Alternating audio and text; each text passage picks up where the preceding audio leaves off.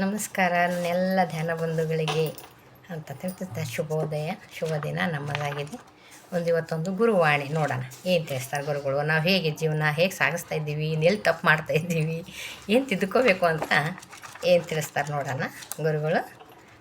ಈ ಮ್ಯಾಜಿಕ್ ಬುಕ್ಕಿಂದ ಭಿನ್ನವಾಗಿ ಆಲೋಚಿಸೋ ಬುಕ್ಕಿಂದ ಒಂದು ಚಾಪ್ಟರ್ನ ತೆಗೆಯೋಣ. ಇವತ್ತೇನೈತೆ ನಮ್ಮ ಭವಿಷ್ಯದಲ್ಲಿ ಏನೈತೆ ನೋಡೋಣ. ನಾವು ಭವಿಷ್ಯ ನೋಡೋಕ್ಕೆ ಎಲ್ಲಿ ಹೋಗೋಲ್ಲ, ಇಲ್ಲೇ ಧ್ಯಾನ ನಮ್ಮ ಗುರುಗಳು ಏನು ತಿಳಿಸ್ತಾರೆ ಅನ್ನೋದು ನೋಡೋದು, ಹೇಗಿರಬೇಕು ಅಂತ ತಿಳಿಸ್ತಾರಲ್ಲ ಅವರು ಹಾಗೆ ನೋಡೋದು ಇರೋದು, ಪರಿಪಾಲನೆಯಲ್ಲಿ ತರ್ಲಕ್ಕೆ ಪ್ರಯತ್ನ ಪಡೋದು ಅಂತ ಹೇಳೋಕ್ಕೆ ಇಷ್ಟಪಡ್ತೀನಿ. ಯಾವುದಾದ್ರೂ ಒಂದು ತೆಗಿಯೋಣ ಬುಕ್ಕಲ್ಲಿ. ಏನಿದೆಯಪ್ಪ ಇವತ್ತೊಂದು ದಿನ ನಮ್ಮದು. ಎಸ್ ನೋಡಿ ಏನ ಬಂತು. ನಿಮ್ಮ ಮನಸ್ಸು ಪ್ರಶಾಂತವಾಗಿದ್ದಾಗ ಪ್ರಪಂಚವೆಲ್ಲವೂ ಪ್ರಶಾಂತವಾಗಿ ಕಾಣಿಸುತ್ತದೆ ಅನಿಸುತ್ತದೆ ಅಷ್ಟೇ. ಇದು ಕರೆಕ್ಟ್. ನಮ್ಮ ಮನಸ್ಸು ಪ್ರಶಾಂತವಾಗಿರ್ಬೇಕು ಮೊದಲು. ನಮ್ಮ ಮನಸ್ಸಿನಲ್ಲಿ ವಿಚಲಿತರಾಗಿ ಬೇರೆ ಬೇರೆ ವಿಚಾರಗಳನ್ನು ಇಟ್ಕೊಂಡು ಏನು ಮಾಡೋದ ಗಾಬರಿ ಮಾಡಿಕೊಂಡು ಇದೇ ಅಂದ್ರೆ ಅದು ಪ್ರಪಂಚನ ಗಾಬರಿನೇ ಆಗ್ತದೆ, ಭಯನೇ ಹುಟ್ಟಿಸ್ತದೆ ಅಂತ ನನ್ನ ಅನಿಸಿಕೆ. ಗುರುಗಳು ಏನು ತಿಳಿಸ್ತಾರಂತ ನೋಡೋಣ.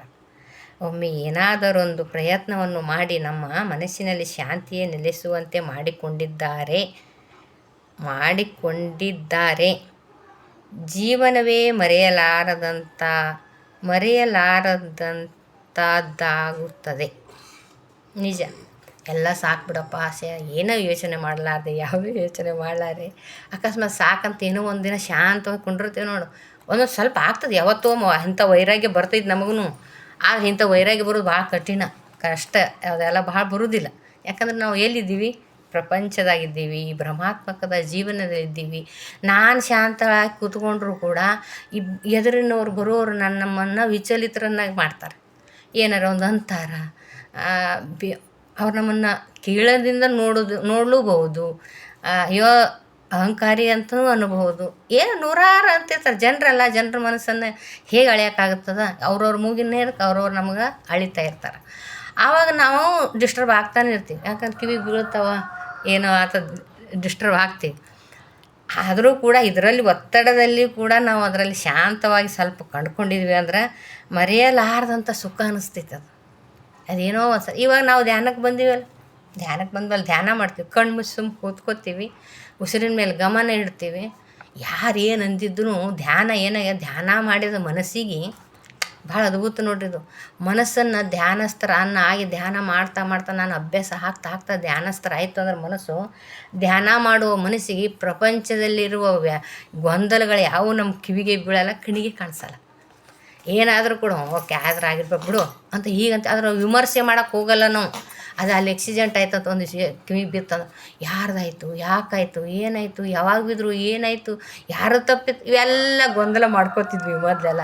ಇವಾಗ ಆಕ್ಸಿಡೆಂಟ್ ಆಯ್ತಾ, ಆಯಿತು, ಏನು ಮಾಡೋಕ್ಕಾಗ್ತದ, ಯಾರ ಕೈ ಮೀರಿ ತಪ್ಪಾಗೈತೋ ಏನೋ ಮಾಡೋಕ್ಕಾಗಲ್ಲ. ನಮ್ಮ ಕೈಲಂತೂ ಯಾವುದು ಇಲ್ಲ ಅಂತ ಗೊತ್ತಾಗಿತ್ತಲ್ಲ, ಅದಕ್ಕೆ ಸ್ವೀಕಾರ ಮಾಡ್ಕೊಂಡು ಸುಮ್ಮನೆ ಇರ್ತೀವಿ. ಅದ್ರ ವಿಮರ್ಶನೆ ಮಾಡೋಕ್ಕೆ ಹೋಗೋದಿಲ್ಲ ಈಗ ಅಂತ ಅನ್ನಿಸ್ತೈತೆ. ಆವಾಗ ಏನು ಅನ್ನಿಸ್ತದ? ಅವಾಗ ನೋಡ್ರಿ, ಆ ಆಕ್ಸಿಡೆಂಟ್ ಆಗಲಿ ಯಾವುದೇ ಆಗಲಿ ಒಂದು ಘಟನೆ ಆದಾಗ ಅದ್ರ ಆಳವಾಗಿ ಹೋಗ್ಲಾರದಾಗ ನಮಗೆ ಶಾಂತಿ ಸಿಗ್ತದೆ. ಆವಾಗ ಒಂದು ಸ್ವಲ್ಪ ಸುಖ ಅನ್ನಿಸ್ತೈತೆ ನಮಗೆ. ಅದು ಮರೆಯಲಾರಂಥ ಸುಖ ಆಗ್ತದೆ. ಈ ಪ್ರಪಂಚವೆಲ್ಲ ಅದ್ಭುತವಾಗಿ ಕಾಣಿಸ್ತದೆ. ಹೌದು ಬಿಡು, ಇರಲಿ ಬಿಡು ಅಂತ ಅನ್ನಿಸ್ತದೆ, ಅದ್ಭುತವಾಗಿ ಅನಿಸೈತಿ ನಮಗೆ. ಇವಾಗ ಯಾರು ಏನಂದ್ರು ಮೈಗೆ ನಡ್ತಾ ಇಲ್ಲ, ಮನಸ್ಸಿಗೂ ನಡ್ತಾ ಇಲ್ಲ, ಮನಸ್ಸಲ್ಲಿ ಕೂತ್ಕೋತಾನೂ ಇಲ್ಲ. ಯಾಕಂದ್ರೆ ಅವರು ನಮ್ಮ ತಿಳುವಳಿಕೆ ನಮಗೆ, ಅವ್ರ ತಿಳುವಳಿಕೆ ಅವ್ರನ್ನ ಬದಲಾಯಿಸೋದು ನಮ್ಮ ಕೈಲಿ ಆಗಲ್ಲಲ್ಲ. ಮೊದಲು ನಾನು ಬದಲಾಯಿಸ್ಕೊಳಕ್ಕೆ ಆಗ್ತಾಯಿಲ್ಲ ಅಂದಮೇಲೆ ಇನ್ನೊಬ್ಬರು ಬದಲಾವಣೆ ಮಾಡೋ ಅಧಿಕಾರನ ನನಗೆ ಎಲ್ಲೈತಿ?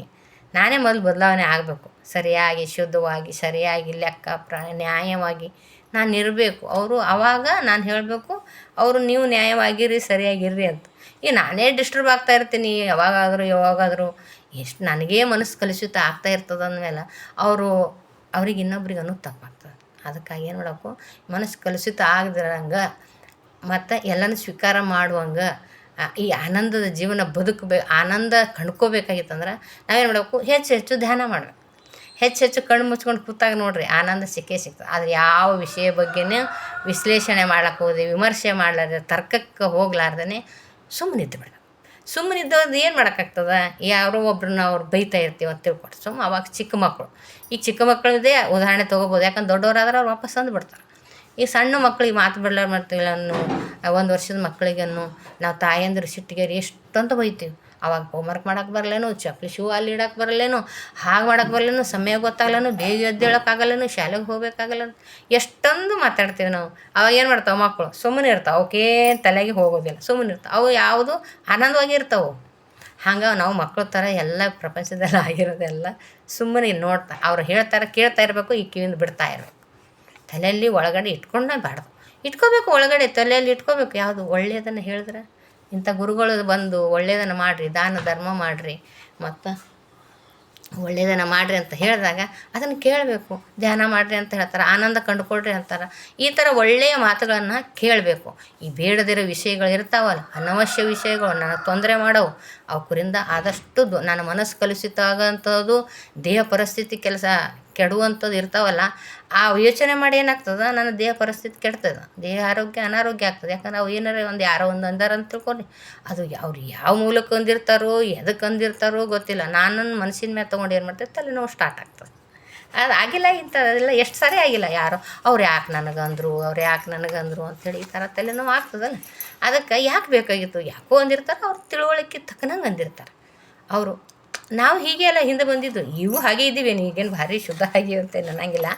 ಆದರೂ ಕೂಡ ಸ್ವಲ್ಪ ಮೌನಕ್ಕಿರುವ ಬೆಲೆ ಎಷ್ಟು ಮಾತಾಡಿದ್ರೂ ಇಲ್ಲ.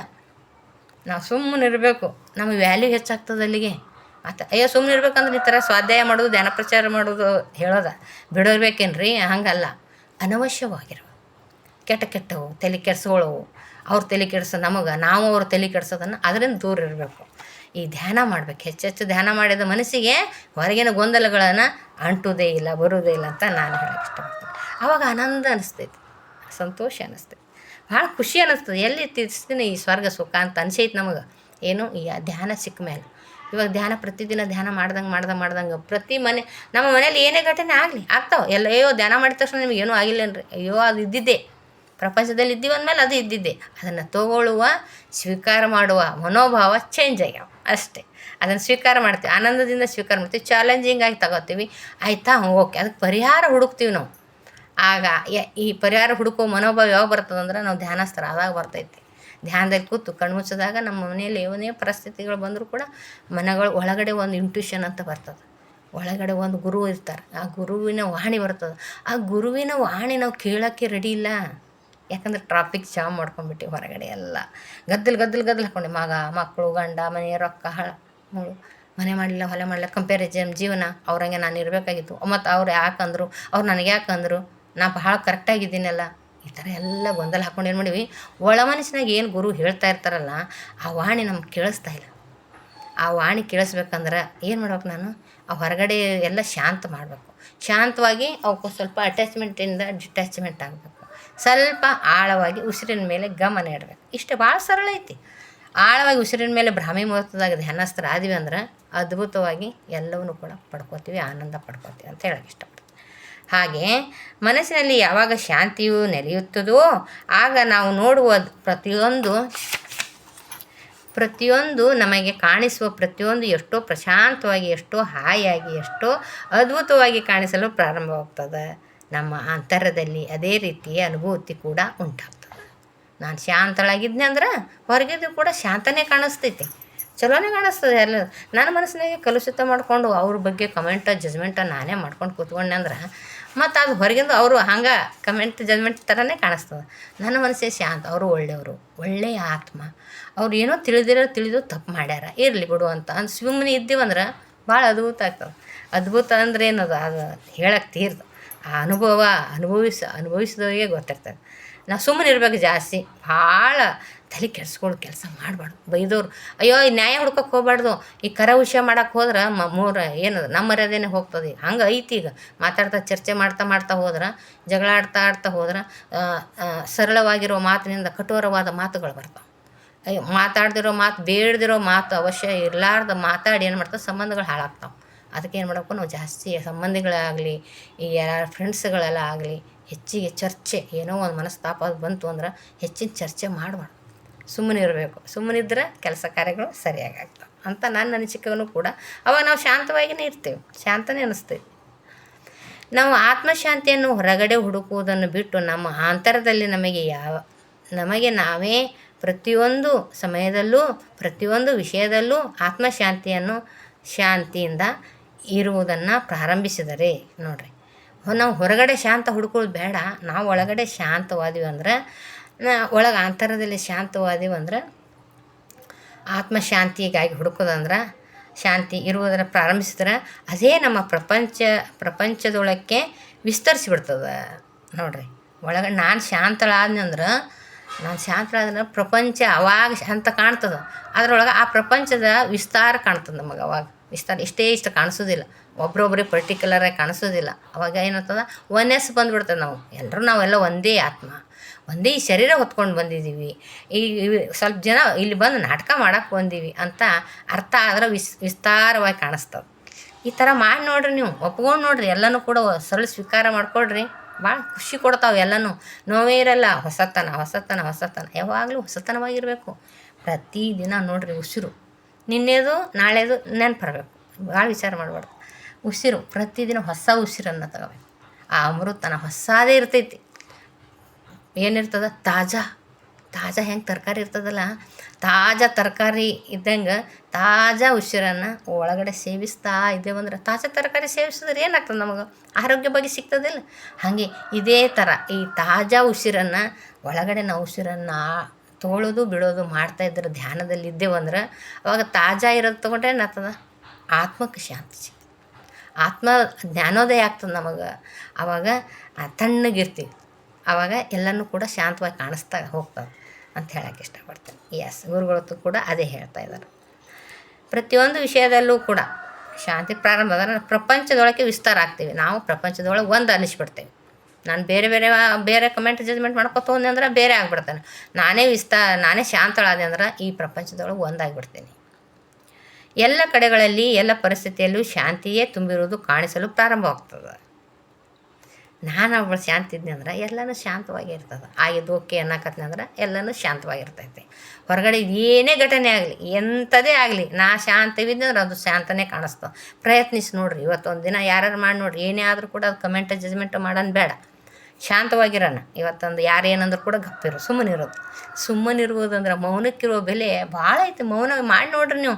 ಯಾಕೆ ಮೌನ ಮಾಡಂತ ನಾ ಅಂತೀನಂದ್ರೆ, ಜಾಸ್ತಿ ಮಾತಾಡೋರು ಮಾಡೋರು ಎಲ್ಲ ಅನವಶ್ಯ ಮಾತಾಡೋರು ಸ್ವಲ್ಪ ಮಾತು ಬಿಟ್ಟು ಗಪ್ಪಾದ್ರಂದ್ರೆ ಆವಾಗ ಕ್ಯೂರಿಯಾಸಿಟಿ ಹೆಚ್ಚಿಗೆ ಹುಟ್ಟುತ್ತದೆ ಜನರಲ್ಲಿ. ಯಾಕೆ ಅವ್ರು ಎಷ್ಟು ಮಾತಾಡ್ತಾರೆ, ಯಾಕೋ ನನ್ನ ಜೋಡಿ ಮಾತಾಡ್ತಾ ಇಲ್ಲ ನೋಡಿರಿ.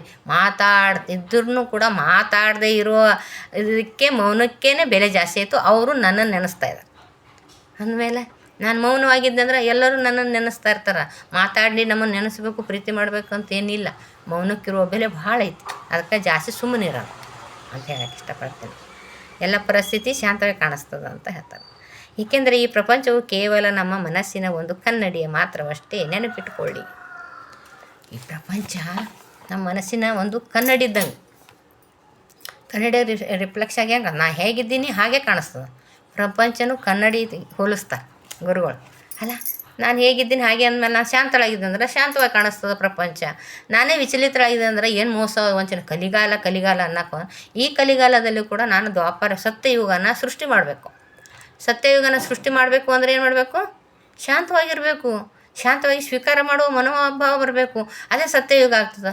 ಯುಗ ಚೇಂಜ್ ಆಗ್ಯದಂದಲ್ಲ, ನಾವು ಎಷ್ಟು ಕರೆಕ್ಟ್ ಇದ್ರೂ ಕೂಡ ಜನರು ಕರೆಕ್ಟ್ ಇಲ್ಲ ರೀ, ನಮ್ಮನ್ನೇ ಮಾಡ್ತಾರೆ ಕಮೆಂಟ. ನಾವು ಇದು ನೋಡೋಣ. ಕಾಲ ಬದಲಾಗೈತಿ, ಆದರೆ ಏನು ಬದಲಾಗೈತಿ? ಕಾಲದ ಜನರ ಮನಸ್ಥಿತಿ ಬದಲಾಗಿರ್ಬೇಕಷ್ಟೇ. ಆದ್ರೆ ಬರುವ ಸೂರ್ಯ ಬದಲಾದ್ನ, ಬರುವ ಮಳೆ ಬದಲಾಯ್ತಾ, ಭೂಮಿಯಲ್ಲಿ ಹಾಕಿದ ಬೀಜ ನಾಟ್ತಾ ಇಲ್ಲ, ಈಗ ಬೆಳೆ ಬರ್ತಾ ಇಲ್ಲ. ಕಾಲ ಬದಲಾಗಿದ್ರೆ ಇವೆಲ್ಲ ಆಗಬೇಕಾಗಿತ್ತು. ಅಗ್ನಿ ಬರ್ತಾ ಇಲ್ಲ, ಗಾಳಿ ಬರ್ತಾ ಇಲ್ಲ. ಅದನ್ನೆಲ್ಲ ತನ್ನ ಪಾಡಿ ತಮ್ಮ ಕೆಲಸ ಮಾಡ್ತಾಯಿದೆ. ಸೂರ್ಯ ಚಂದ್ರದ ಈ ಪಂಚಭೂತಗಳು ತಮ್ಮ ಪಾಡಿ ತಮ್ಮ ಕೆಲಸ ಮಾಡ್ತಾವ ಅಂದಮೇಲೆ ಇನ್ನೂ ಸೂರ್ಯ ಬರ್ತಾನೆ, ಚಂದ್ರ ಅದಾನ, ಗಾಳಿ ಅದ, ಬಿಸಿಲದ, ಭೂಮಿ ಅದ. ಮತ್ತು ಕಾಲ ಹೆಂಗೆ ಬದಲಾಯಿತು? ಕಾಲ ಬದಲಾಗಿಲ್ಲ. ಕಾಲ ಅವಾಗೂ ಹೀಗೆ ಇತ್ತು, ಈಗೂ ಹೀಗೆ ಅದ. ಮನಸ್ಥಿತಿಗಳು ಮಾತ್ರ ಚೇಂಜ್ ಆಗ್ಯಾವ. ಯಾಕೆ ಚೇಂಜ್ ಆದವು ಅಂದ್ರೆ ಭ್ರಮಾತ್ಮಕದಲ್ಲಿ ಬಿದ್ದು ಮತ್ತೇನಿಲ್ಲ. ಆಗಿನವ್ರು ಹಿಂದಿನವ್ರು ನೋಡ್ರಿ, ಅವಾಗ ದುಡ್ದ ತಿಂದ ಉಂಡ ಮಲ್ಕೊಂಡ ಅಷ್ಟೇ ಇತ್ತು ಅವಾಗ. ಇವಾಗ ನಮ್ಮದೇನಾಗೈತಿ, ನಾವು ಗಳಿಸ್ಬೇಕು, ಮನೆ ಮಾಡಬೇಕು, ಹೊಲ ಮಾಡಬೇಕು, ಹಾಗೆ ಮಾಡಬೇಕು, ಹೀಗೆ ಮಾಡಬೇಕು ಅಂತ ಭಾಳ ಆಗೈತಿ. ಆಸೆ ಅಪೇಕ್ಷೆ ಬಿದ್ದುಬಿಟ್ಟಿವಲ್ಲ, ಭ್ರಮಾತ್ಮಕ ಜೀವನ ಏನು ಎತ್ಕೊಂಡು ಹೋಗೋರಂಗೆ ಭ್ರಮಾತ್ಮಕದಲ್ಲಿ ಇದ್ದೀವಲ್ಲ, ಇದರಿಂದ ಆಚೆ ಒಂಚೂರು ಹಿಂದೆ ಬರ್ಬೇಕು. ಚೂರು ಬಂದೇವಂದ್ರೆ ಆರಾಮಾಗಿರ್ತೀವಿ ಅಂತ ಹೇಳಕ್ಕೆ ಇಷ್ಟಪಡ್ತೀನಿ. Yes, okay, thank you. ಏನು ಮಾಡೋಣ, ನಾನು ಶಾಂತವಾಗಿರೋಣ, ಪ್ರಪಂಚ ಎಲ್ಲವೂ ಕೂಡ ಶಾಂತವಾಗಿ ಕಾಣಿಸ್ತದ. ಇವತ್ತೊಂದಿನ ಇದು ನಮಗೆ ಟಾಸ್ಕ್ ಕಲ್ತ್ಕೊಳ್ಳೋಣಲ್ಲ. Yes, okay, thank you.